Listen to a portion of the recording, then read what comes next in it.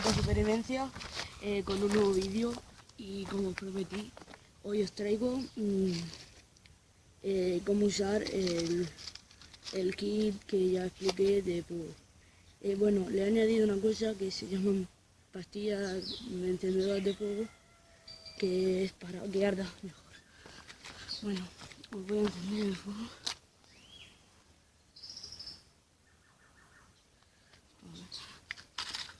Ya empieza el fuego un poco. A ver.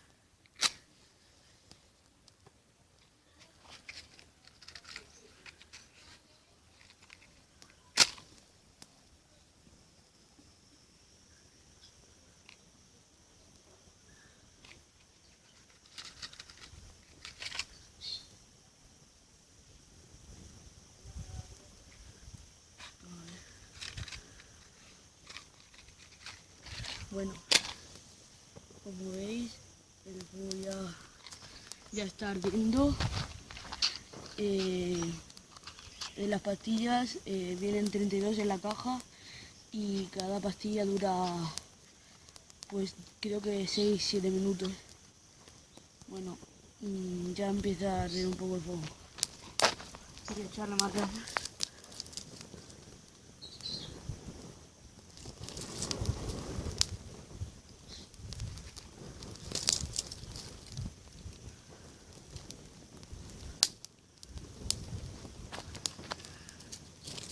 Esto nunca hacerlo sin la supervisión de un adulto, a no ser que estéis en supervivencia y no haya nadie más que vosotros. Bueno, como podéis ver, hace un poco de viento y el fuego se va para el lado. Y lo que voy a hacer es echar todo para el lado, que no se prenda. Voy a alimentar un poco más el fuego.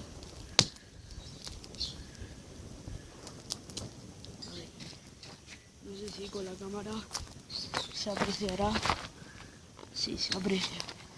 Bueno, esto es todo por hoy. Si os ha gustado el vídeo, dadle a like, suscribiros, comentar. Y bueno, ya.